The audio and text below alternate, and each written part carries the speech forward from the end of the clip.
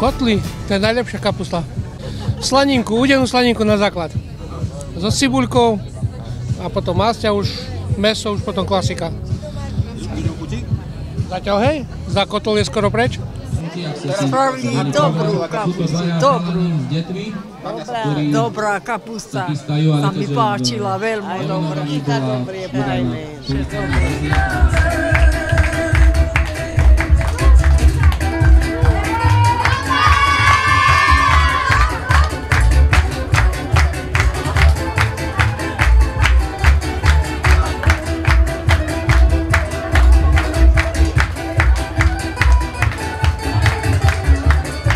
Akciu hodnotím veľmi pozitívne, lebo vyšlo nám počasie, aj keď trošku fúka vietor, ale to je celkom fajn ešte. A to, že veľa ľudí a že je všetko taká príjemná, uvoľnená atmosféra, veľmi pozitívna. Výrobky fašiangové sa predávajú veľmi dobre, aj kapusta, aj klobásy, húrky, všetko ide veľmi rýchlo. No ide to na dračku. Kuchyne nám nestíhajú. Čo sa predáva najviac? Všetko, húrky, klobásy, kapusnica.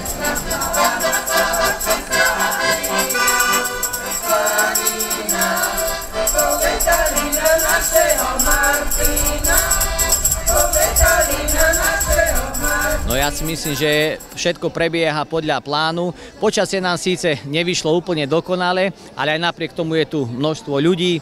Takisto po okolitých obciach je niekoľko takýchto podujatí fašiangových, takže znovu sme pri tom, že som veľmi rád, že napriek všetkým okolnostiam je tu množstvo ľudí, ľudia sa zabávajú, ľudia hodujú, lebo to vlastne fašiangy obnášajú a všetko sa plní do bodky. Takže ako primátor a ako občan mesta som veľmi rád. Lopta sa len znáša a nevie pochopiť, prečo nemôže si dlhšiu dobu hlavu potopiť. Dve špagety šli od deti, že pôjdu na kúpko. Dneska bolo fantasticky, programy boli pekné, počasie vydržalo. Koštovala som, áno, koláčiky. Koláčiky, boli výborné. Ide môj milý, nesie mi šišmy z dola od Budína. Ide môj milý, nesie mi šišmy z dola od Budína. Šišmy mi nesie, listočok píšeš jedným atramentom. By ho ľúbila, aj ho poznala medzi regimentom.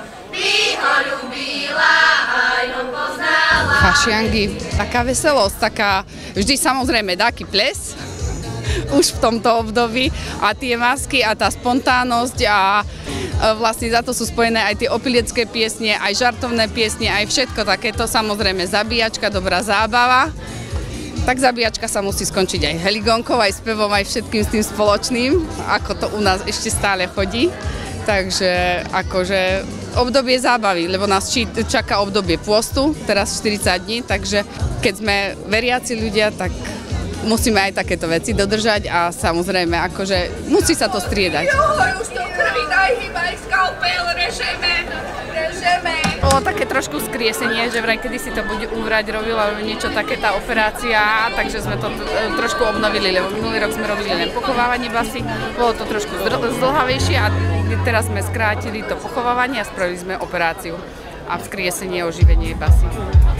Tých ľudí, čo tu vidím okolo a je celkom vidím dobrá účasť, takže myslím, že sa to vydarilo. Niečo zlé, ona nech súdi nás. Láska nech súdi nás. Ide vám to skvelé, vydržte.